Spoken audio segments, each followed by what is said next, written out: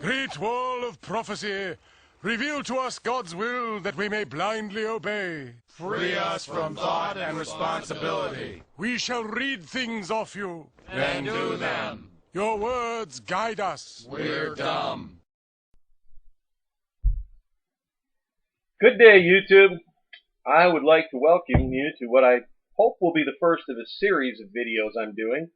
I was kind of inspired by Coffee with Claire, but I don't drink coffee, so I'm going to be doing beer and bullshit. So I welcome you to my bar, where I'll drink some beer and hopefully debunk some bullshit. And I want to put a little disclaimer here. You won't see me doing a lot of hard science videos because I'm not a scientist. I read a lot of science. I'm reasonably well read.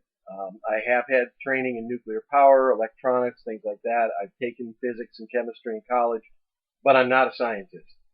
So unless there's some low-hanging fruit, some really stupid stuff out there, and we all know there is, you won't see me doing a whole lot of science stuff. So I'll be sticking mostly to logical arguments. And I will leave most of the science to the great people like Claire and Iron Ra and Thunderfoot who have the scientific training to really knock these things out of the park. But there's plenty of other stuff out there that doesn't require a degree in science, and I get a lot of these ideas in my head, and I keep thinking I need to make a video about that. So I'm going to try to hold myself to a schedule, and maybe I'll get more of them done. So, as I drink this, I'm reminded of something I read a long time ago that said the ancient Persian nobles would refuse to make any important decision that they had discussed when they were sober until they had also discussed it drunk.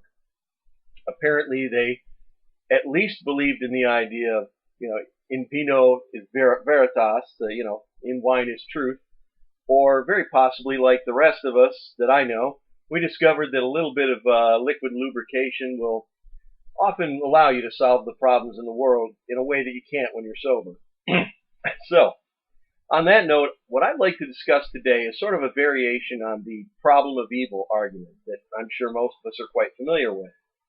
And I've seen entire 2-hour debates on this, and frankly, I don't think it needs to be that complicated. So I'm going to lay this out. I've been having a long series of debates and some comment threads about this, and it amazes me the responses I'm getting. It seems to me there's not a whole lot of logic on the other side of this, but I'd be interested in hearing what you guys have to say about it. Because to me it seems like you can break this down very easily, at least for Christianity. And I think this would apply also to Islam. I've read the Quran, but it's been many years, and I'm not an expert on Islam, so I can't say it. I can guarantee this applies to Christianity. And that is, there are 4 basic elements in this problem of evil argument. One is the claims they make for their God, and that's where 3 of the elements come from. Most Christians, and you'll hear William Lane Craig say this all the time, that their God is omniscient, omnipotent, and omnibenevolent. Okay, so we've got those characteristics that we have to reconcile with the world we have. Now that's the standard problem that we're all used to. And what, of course, is the standard Christian response? Free will. They say we have free will, God didn't want robots, that's why this happens. So that's pretty much everything in a nutshell. Except I've seen this same basic argument go on for almost 2 hours, but I think it's really a very simple logical dilemma, and here's how I want to put it out there. If God is omnipotent, then he can create any possible world. Okay, so I'll rule out worlds where this glass is also a unicorn at the same time. That's a logical contradiction. A equals A cannot equal B at the same time. So we'll rule out the logical contradictions and say, of all the possible worlds, all the nearly infinite possible worlds, God, if he's omnipotent, can create any one of them. And of course, the other part of the argument that's been said many times is, if he's omniscient, he knows ahead of time what's going to happen with any world that he creates. So he can't claim I didn't know. He knew what was going to happen, according to their theology. And of course, he's omnibenevolent, which means he wants things to work out. He has to want things to work out as well as possible. And then Christians come in and say, well, that's what he wants, that's what he did, and that's what he is. But part of his goodness was to give us free will, and that's what screwed up the whole works. So, I'd like to take them to task on this, because even a Christian has to allow for the possibility that God can create a human here on earth that does live a perfect sinful life, because that person in their belief system already lived. That was Jesus. They all say he lived a perfect sinless life. So we know, according to their theology, God can create a creature that never sins.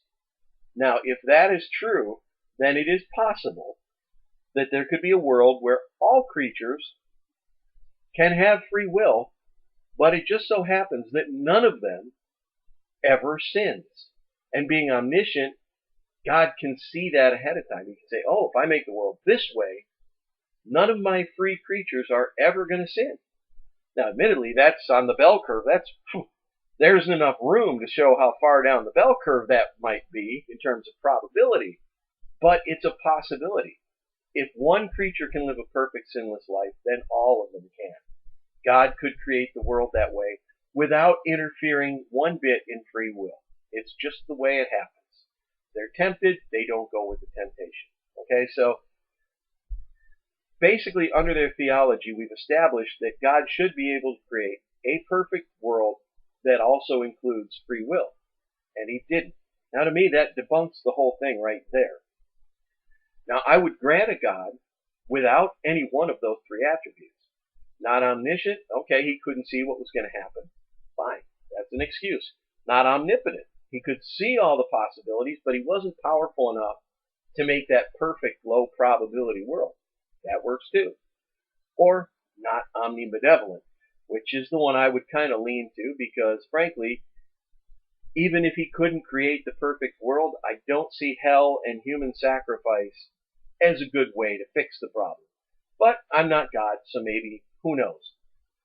But it seems to me that if you want to say that your God is omniscient and omnipotent, then he cannot be omnibenevolent, because it was his choice to make a world in which he would have to send people to hell, in which he would have a third of his angels rebel against him, and they would go into hell and torture people for all of eternity. We won't even get into how immoral that basic concept is.